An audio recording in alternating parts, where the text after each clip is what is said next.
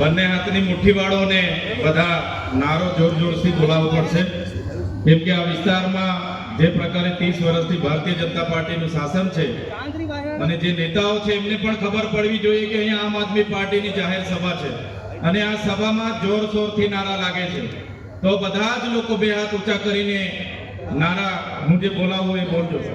જય જોહાર, જય જોહાર, ભારત માતા કી, ભારત માતા કી જય જોહાર का नारा है,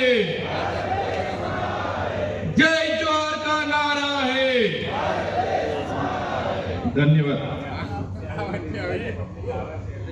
જે પણ આગેવાનો બહાર ઊભા છે એમને મારે નમ્ર વિનંતી છે કે અંદર આવીને પોતપોતાનું સ્થાન ગ્રહણ કરી લે. ટૂંક સમયમાં આમ આદમી પાર્ટીના રાષ્ટ્રીય સંયોજક, દિલ્હીના મુખ્યમંત્રી શ્રી અરવિંદ કેજરીવાલજી, પંજાબના મુખ્યમંત્રી સરદાર ભગવત માનજી પધારી રહ્યા છે અને મંચસ્થ આપણી મધ્યે ગુજરાત પ્રદેશના પ્રભારી એવા ગોપાલરાયજી, આપણા સૌના માર્ગદર્શક અને ગુજરાત પ્રદેશના અધ્યક્ષ એવા ઈસુદાન ગઢવીજી, સાથે આ વિસ્તારના આગેવાન નરેશ બારિયા, સાથે દાહોદ જિલ્લાના પ્રમુખ એવા રાકેશભાઈ બારિયા, સામાજિક આગેવાન એવા રાજુભાઈ વલવાઈ, દેવેન્દ્રભાઈ મેળા, મંચસ્થ ઉપસ્થિત તમામ મારા સંઘર્ષના સાથીઓ, જિલ્લાના પ્રમુખશ્રીઓ, વિધાનસભાના પ્રભારીશ્રીઓ, સૌનું હું સ્વાગત કરું છું. અને સાથે સાથે મારી સામે જે મોટી સંખ્યામાં આજુબાજુના વિસ્તારોમાંથી તમે જે ઉપસ્થિત થયા છો, ત્યારે સાથીઓ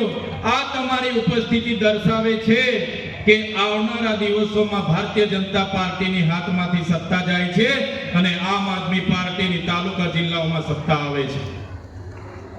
આજે આ સભા સાથીઓ તમે બધા જાણો છો કે આદિવાસી એટલે કોણ? આદિવાસી એટલે આદિ અનાદિ કાળથી આ ધરતી કહેવામાં આવે છે, પણ આ ભારતીય જનતા પાર્ટીની સરકાર, આ આરએસએસ થી કામ કરનારી સરકારે આદિવાસીઓને વનબંધુ, વનવાસી, ગિરિજન, જનજાતિ કરીને આદિવાસીઓનું અસ્તિત્વને ભૂસવાનું કામ કર્યું છે. આદિવાસી તરીકે અનેક વખતે રજૂઆત કરવામાં આવે કે અમે આદિવાસી છે, અમને શું કામ તમે વનવાસી બનાવો છો? છતાં ભારતીય જનતા પાર્ટી અને આરએસએસ ના લોકો આપણને આદિવાસી તરીકે મિટાવવાનું કામ કરી રહ્યા છે. ત્યારે આપણે બધાએ આપણી અસ્મિતા માટે જાગવાની જરૂર છે. સાથીઓ તમે જોયું હશે, આપણે શરૂઆતમાં સરકાર સામે જય જોહારનો નારો બોલતા હતા, જય જોહાર. ત્યારે એમના આરએસએસ ના લોકો કહેતા હતા આપણને કે આ જોહારિયા ક્યાંથી આવી ગયા, આ જોહારવાળા ક્યાંથી આવી ગયા. અને આજે આરએસએસ હોય કે ભારતીય જનતા પાર્ટીના નેતાઓ હોય, બધાને જોહાર બોલતા કરી દીધા છે. એ આપણા આદિવાસી સમાજની તાકાત છે.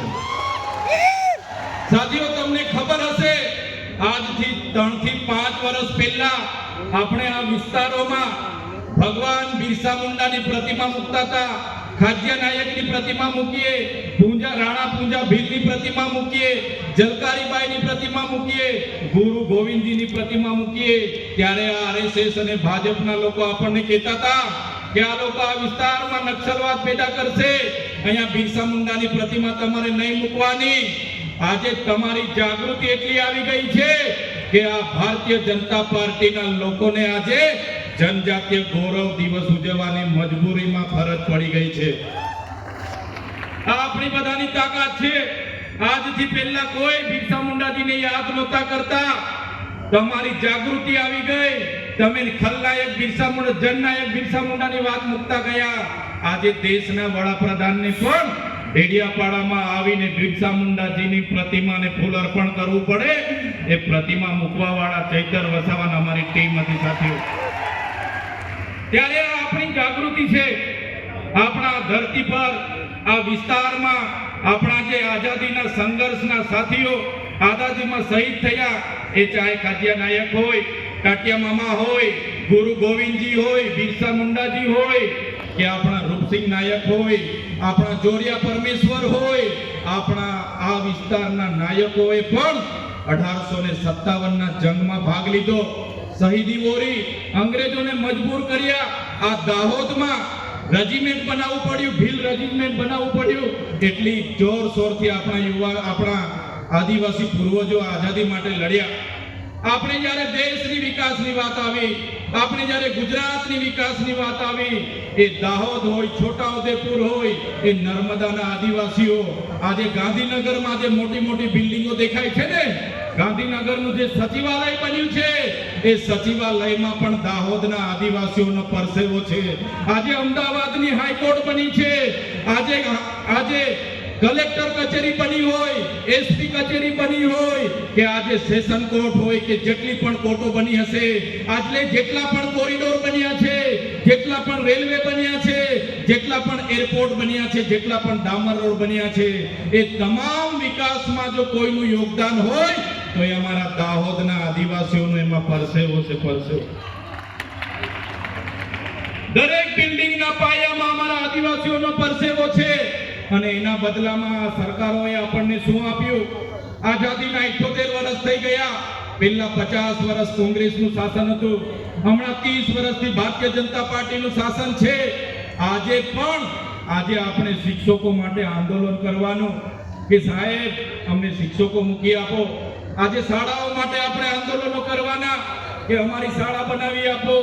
આજે નોકરીઓ માટે શિક્ષિત બેરોજગારો આંદોલન કરે, આજે આપણા ખેડૂતો આંદોલન કરે, આજે જે લોકો અહીંથી ભાગ્યા ખેતી કરવા માટે સૌરાષ્ટ્રમાં ગયા છે એમને વળતર નથી મળ્યું, એ ભાગ્યા લોકો આંદોલન કરે.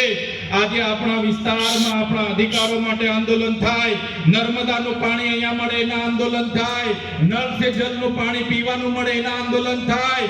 પણ સરકાર આંદોલનને નિરાકરણ લાવવાની જગ્યાએ પોલીસનો ઉપયોગ કરીને લાઠીચાર્જ કરે છે, આપણા નેતાઓને દબાવવા માટે ખોટા કેસ કરે છે. આ મંચ પરથી એ નેતાઓને પણ કહેવા માંગુ છું, એ ભાજપના નેતાઓ કાન ખોલીને સાંભળી લે, તમને જેટલું વેઠાય એટલું જ અમારા લોકોને હેરાન કરજો. કરવાની માંગ કરે, પૈસા એક લાગુ કરવાની માંગ કરે. આ વિસ્તારમાં 73 એના જે ગેરકાયદેસર દસ્તાવેજો થયા એને અમે ઉજાગર કર્યું. નલ સે જલનું કૌભાંડ અમે ઉજાગર કર્યું. અહીંના મંત્રીએ મનરેગામાં કૌભાંડ કર્યું અને આપણા લોકોની રોજગારી છીનવી એને અમે ઉજાગર કર્યું. અહીંયા નકલી સિંચાઈની કચેરીઓ ચાલતી હતી એને અમે ઉજાગર કરી. અહીંયા નકલી કોલેજો જીએનએમની ચાલતી હતી એને અમે ઉજાગર કરી.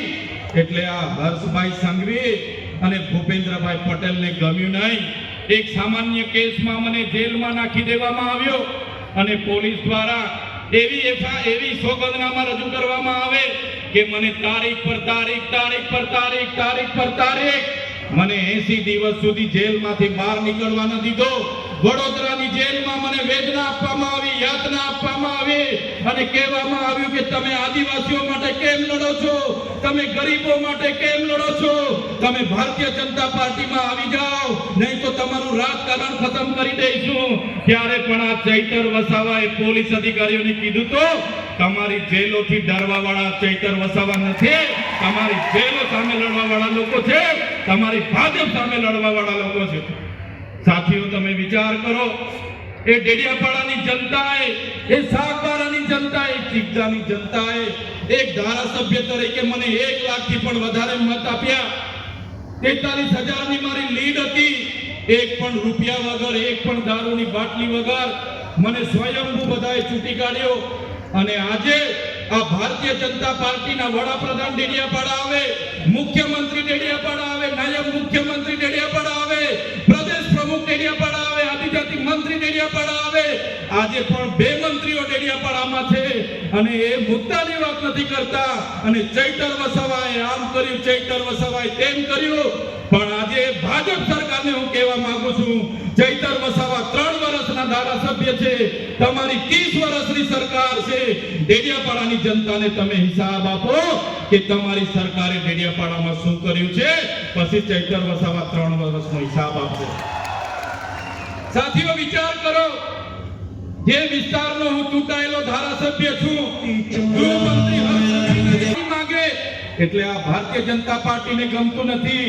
અને આ ભારતીય જનતા પાર્ટીએ પોલીસનો ઉપયોગ કરીને કોર્ટમાં રજૂ કર્યા અને કહેવામાં આવ્યું કે આ ચૈતર વસાવાને આદિવાસી વિસ્તારના 14 જિલ્લામાંથી તડીપાર કરો, એમને પ્રતિબંધ કરો.